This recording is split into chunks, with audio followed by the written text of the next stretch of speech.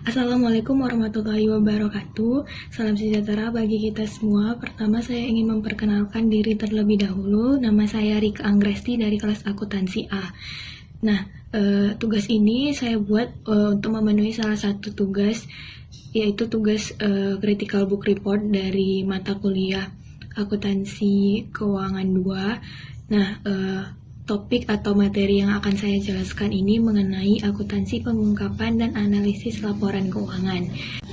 Sebelum kita masuk ke pembahasannya, saya akan memberitahu terlebih dahulu apa saja yang akan kita bahas. Nah, yang pertama ini ada penyajian laporan keuangan, kemudian yang kedua ada pengungkapan laporan keuangan, dan yang ketiga ada analisis laporan keuangan. Langsung aja kita masuk ke pembahasan yang pertama, yaitu mengenai penyajian laporan keuangan. Nah, jadi penyajian laporan keuangan atau financial statement presentation ini merupakan salah satu tahapan penting dalam suatu siklus akuntansi setelah proses pengakuan dan pengukuran transaksi, kejadian, dan saldo. Nah, kemudian ada juga pengertian dari laporan keuangan itu sendiri, yaitu suatu bentuk penyajian terstruktur dari posisi keuangan dan kinerja keuangan dari suatu entitas.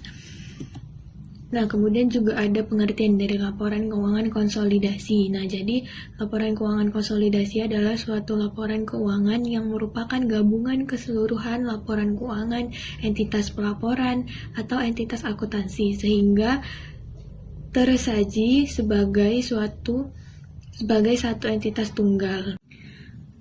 Nah, yang selanjutnya ada tujuan laporan keuangan. Jadi, suatu laporan keuangan bermanfaat bagi sejumlah besar pengguna jika informasi yang disajikan dalam laporan keuangan tersebut memiliki karakteristik kualitatif sebagai berikut. Nah, yang pertama ini ada dapat dipahami. Jadi,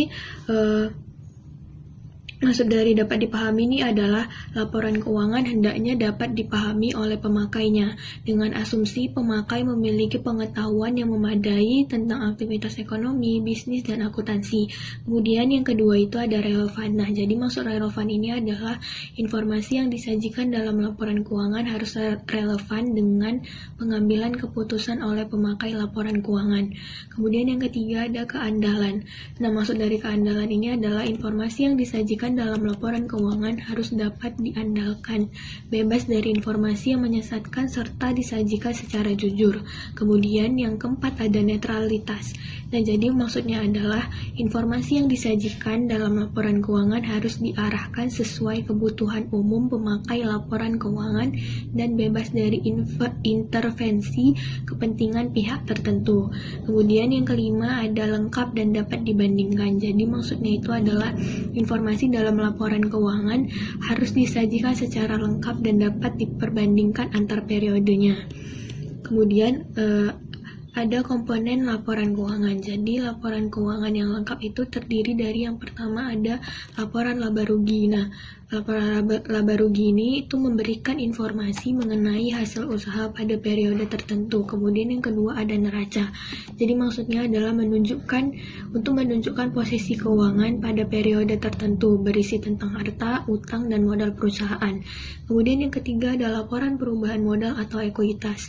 Jadi di laporan ini tuh memberikan informasi tentang naik atau turunnya saldo laba pada periode tertentu.